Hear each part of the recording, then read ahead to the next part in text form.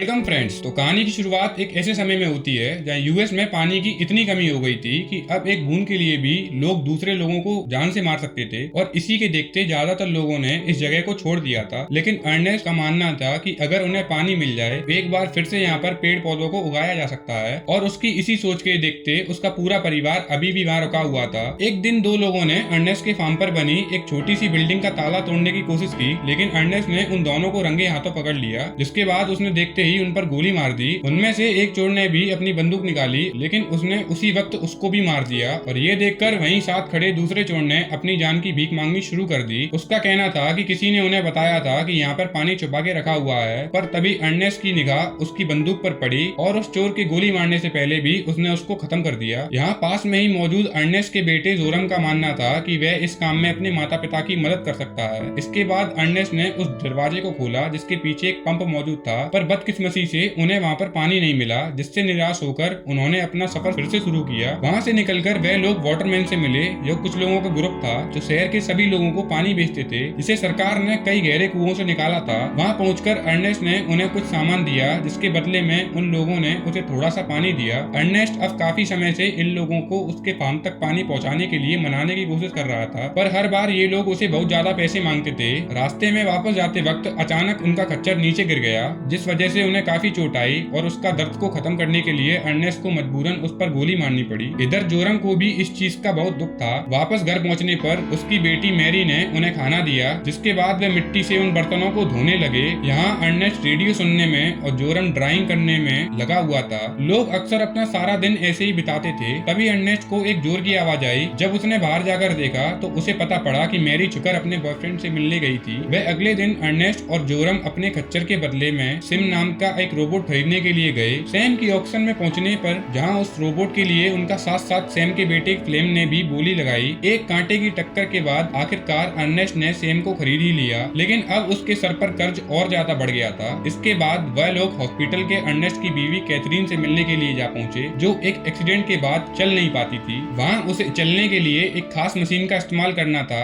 जो बहुत ही ज्यादा महंगी थी, और अब अगर अर्नेस्ट को उसका परिवार कैथरीन को वापस ले जाना चाहता था और उन्हें वो मशीन भी खरीदनी पड़ेगी। कैथरीन के साथ समय बिताने के बाद वो लोग वापस अपने घर आ गए, जहाँ रास्ते में उन्हें रॉबी और सूज नाम के बच्चों के साथ दिखाई दिए। इसके बाद अर्नेस्ट और जोरम पेट्रोल पंप पर गए। हाँ, अपनी गाड़ी की टंकी भरवाने के बाद अर्नेस्ट ने थोड़ा सा पेट्रोल भी पी लिया, जिसके बाद वह रॉबी और सूज को पानी देने के लिए वापस उनके पास गया, जहाँ उन्होंने बताया कि अपने बच्चों को किसी और को देने की सोच रहे थे, क्योंकि वो उनकी नीड पूरी नहीं कर सकते थे। जब अर्नेस्ट ने उन्हें ऐसा ना करने को कहा, कुछ देर बाद उनके फार्म पर फ्लेम आया, जो असल में मैरी का बीएफ था और आज पैसे देने को भी तैयार था, बट उसको उसकी जुबान पर भरोसा नहीं था। इसी बात से गुस्सा होकर फ्लेम वहाँ से निकल गया और उसे आते वक्त अर्नेस्ट की धमकी भी दी कि यहाँ अगली बार जब अर्नेस्ट उस वाटरमैन से मिला तो सिम की वजह से उनके बीच में अच्छी काफी बातचीत शुरू हो गई। इसके बाद वो लोग उसके फार्म तक पानी पहुँचाने के बारे में भी सोच रहे थे, इसलिए अर्नेस्ट ने अपने फार्म पर एक कुआं खोदना भी शुरू कर दिया था ताकि वाटरमैन उनकी जाँच कर सके। वापस घर जाते वक्त उनकी निगाह फ्लेम पर पड़ी, जो काफी तेज रफ्तार से जा रहा था। घर आकर अर्नेस्ट ने देखा कि उनका रोबोट टिम तो गायब हो चुका था और अर्नेस्ट को शक था कि इसके पीछे फ्लेम का ही हाथ है, इसलिए वो फटाफट से उसके पिता सैम से मिलने पहुंच गया। वहां उन्होंने उसे बताया कि फ्लेम तो सुबह से पहाड़ों पर घूमने गया है। वह असल में अर्नेस्ट के एक फार्म पर एक वक्त का सैम हुआ करता था, इसीलिए फ्लेम की निगाह हमेशा से अपनी खोई हुई हर चीज पे रहती थी। थोड़ी देर बाद जब अर्नेस्ट पहाड़ों पर छानबीन करने गया तो अचानक किसी ने उसे मुक्का मारकर बेहोश कर दिया, और जब उसकी आंख खुली तो उसने देखा कि वाटरमैन गैंग ने उसे घेरा हुआ था, जिनका आरोप था कि अर्नेस्ट ने सिम का इस्तेमाल करके उनका सामान चोरी किया है। जब अर्नेस्ट ने उन्हें कई बार समझाया की कोशिश की, पर उसके लीडर केलब ने उस पर हमला कर दिया, जिसके बाद उनके बीच में लड़ाई होने शुरू हो गई। तभी अर्नेस्ट ने किसी तरह केलब की बंदूक और चाकू छीन लिया, जिसका इस्तेमाल उसने सभी लोगों को खुद से दूर हटाने के लिए किया, और सही रास्ता देखकर वो वहाँ से भाग निकला।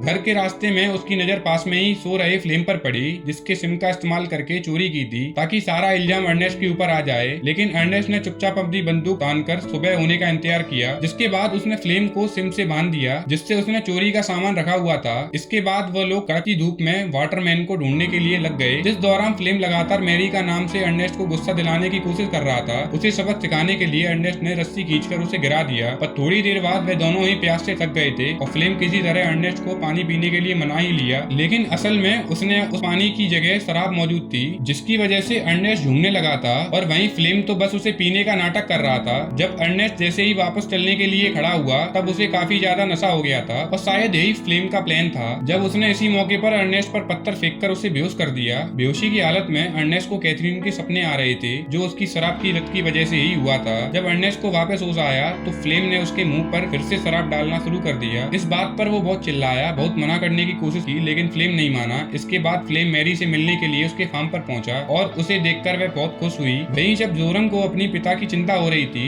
इसलिए वो उन्हें ढूंढने निकल गया। रात होने के बाद उसकी नजर सिम पर पड़ी जो उस वक्त वाटरमैन्स के अड्डे पर खड़ा था और वहां पहुंचकर उन्होंने उसे बताया कि सिम के साथ हुए एक हादसे से अर्नेस्ट की मौत हो चुकी है। अंतिम संस्कार के दिन मैरी वापस आई और दोनों भाई बहन काफी देर तक रोते रहे, जिसके बाद वे दोनों अपनी माँ को ये खबर देने के लिए हॉस्पिटल गए जहाँ फ्लेम उन्हें लेने के लिए आया था। और वापस घर लाने के बाद जोरम ने गुस्से से सिम को तोड़ना शुरू कर दिया और तभी फ्लेम ने उसे रोककर समझाना शुरू किया कि उसने मैरी से शादी करने का वादा किया और कहा कि इस नाते अब से मैं इस परिवार का मुखिया हूँ और तुम्हारी बहन प्रेग्नेंट भी है तो तुम उसका ध्यान रखो। फ्लेम ने फार्म के लिए काफी कुछ सोचा हुआ था। जोरम ने उसे अपनी मर्जी से काम करने की इजाजत भी दी। उसी दिन फ्लेम कुछ सामान लेकर केलब से मिलने गया और उस सामान के बदले केलब को एक पाइप के थ्रू उसके फार्म तक पानी डालने को कहा, पर इसके लिए केलब ने उससे मना कर दिया। जब फ्लेम ने उससे वो बात कही कि अर्नेस्ट की लाश के पास उसकी बंदूक और चाकू मिला था तो डर के मारे केलब ने इस बात के लिए तैयार हो गया। कुछ दिनों बाद फार्म में अब एक नया हैंडपंप लग गया था और अब फ्लेम ने फसल लगाने की दिन रात मेहनत करना शुरू कर दिया और कुछ हफ्तों के बाद जमीन में एक पत्ते देखकर जोरम हैरान हो गया और देखते ही देखते पूरे फार्म में फसल उगने लग गई थी। इसी खुशी को मनाने के लिए मैरी और फ्लेम ने शादी करने का फैसला किया जिससे उन्होंने एक दूसरे का नाम पहला अक्षर अपने अपने हाथ पर बनाया। पार्टी के दौरान फ्लेम शराब पीते हुए अर्नेस्ट की मौत के बारे में ही सोच रहा था। कुछ दिनों बाद एम दो आदमियों के साथ फ्लेम से मिलने आया। असल में अर्नेस्ट ने काफी कर्जा ले रखा था और वो चाहता था कि फ्लेम उसकी भरपाई करे और फ्लेम ने अपनी बाइक की मदद से उन्हें भगाने की कोशिश की, पर तभी सैम ने घोड़े से उसके नीचे उतारकर उसे समझाया कि अर्नेस्ट के सिवाय किसी के पास भी जमीन नहीं थी और अब फार्म पर फसल उगने की वजह से बैंक वाले बड़ी आसानी से उसे बेच सकते थे। अगर फ्लेम ये सब गंवाना नहीं चाहता तो उसे पैसे भरने ही पड़ेंगे। उसी रात फ्लेम ने सिम के साथ रोबी और उसके बच्चों को भी ट्रक में ये कहकर बिठाया कि बाजार में सिम का भाव पता करेंगे, पर बाजार पहुंचकर उसने रोबी की मर्जी के बिना ही उसका बच्चा बेच दिया और जब उसने अपना बच्चा वापस मांगने की कोशिश की तो उसके खरीदारों ने उसे वहीं पर गोली मार दी और जब उन्होंने फ्लेम पर ऊपर हमला किया तो वह वहां से भाग गया। उसी दौरान कुछ गोली सिम को भी लग गई और उसका फैक्ट्री मोड एक्टिवेट हो गया, जिसके बाद वह अपनी मर्जी से अपनी फैक्ट्री की ओर बढ़ने लगा और अगले दिन फ्लेम ने बच्चों को बेचकर आए पैसों को बैंक में भर दिए और घर पर सबको बताया कि उसने सिम रोबोट को रोबी को बेच दिया है। वहीं दूसरी तरफ सिम अपने असली मालिक कैल्विन के पास पहुंच गया था, जिन्होंने उस पर अर्नेस्ट का नाम पढ़कर उन्हें फार्म में कॉल कर दिया, जिसे जोरम ने उठाया और कैल्विन से बात करने को कहा और कैल्विन के बात करने के बाद उसे फ्लेम पर शक हो गया, इसलिए उसने बाजार जाकर जांच करने का फैसला किया। उसी दिन खाना खाते वक्त जोरम ने फ्लेम से रॉबी के बारे में पूछा, लेकिन उसने कहा कि रॉबी ने सिम को खरीदने के बाद अपने परिवार से मुंह मोड़ लिया था और जोरम सच जानना चाहता था, इसीलिए वह घर पर झूठ बोलकर बॉर्डर पर जाने के लिए निकल गया था, पर बॉर्डर पर नाबालिग होने की वजह से उसे रोक लिया गया और तभी उसकी मुलाकात एना से हुई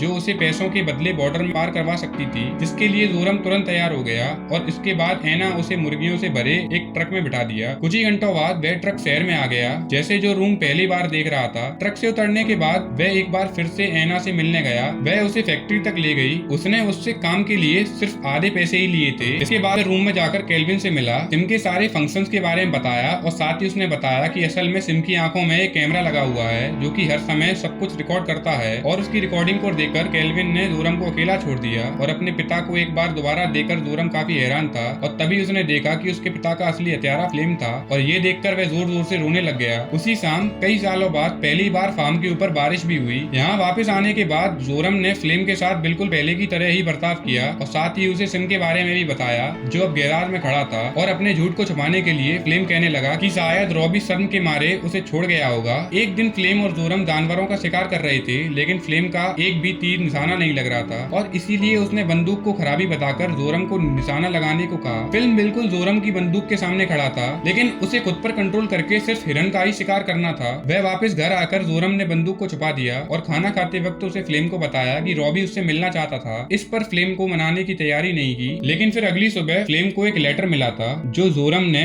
रॉबी बनकर उसे लिखा था। उसने रॉबी फ्लेम को पहाड़ी पर मिलने के लिए बुलाया था, लेकिन जाने से पहले फ्लेम अपनी बंदूक ढूंढ रहा था। तभी जोरम ने उसे बताया कि बंदूक को ठीक होने के लिए दे दिया गया है और उसकी ये बात सुनकर फ्लेम सिर्फ एक चाकू लेकर सिम के साथ पहाड़ियों पर पहुंच गया और तभी रास्ते में अचानक एक गड्ढे में गिर गया, जिस वजह से उसे काफी ज्यादा चोट भी आई। उसने चिल्ला चिल्लाकर मदद मांगने मांगना शुरू कर दी, तभी उसके सामने जोरम आकर खड़ा हो गया, जो सिर्फ एक पत्थर के साथ उसे घूर रहा था। यहाँ फ्लेम भी ये बात तुरंत ही समझ गया था कि जोरम सच्चाई जानता है और उसने अपनी जान के लिए भीख मांगना शुरू कर दिया और उसकी फालतू बातों से बोर होकर जोरम ने उसे गोली मार दी। वापस घर आने के बाद उसने मैरी को ये सोचने दिया कि शायद फ्लेम उसे छोड़कर कहीं भाग गया है और अब वे फार्म की मदद से अच्छा खाने के साथ साथ कैथरीन के लिए मशीन भी खरीद सकते थे। और साथ ही जोरम ने सिम की अब तक की पूरी फुटेज एकदम साफ कर दी थी। वीडियो पसंद आई हो तो एक लाइक और सब्सक्राइब जरूर करें।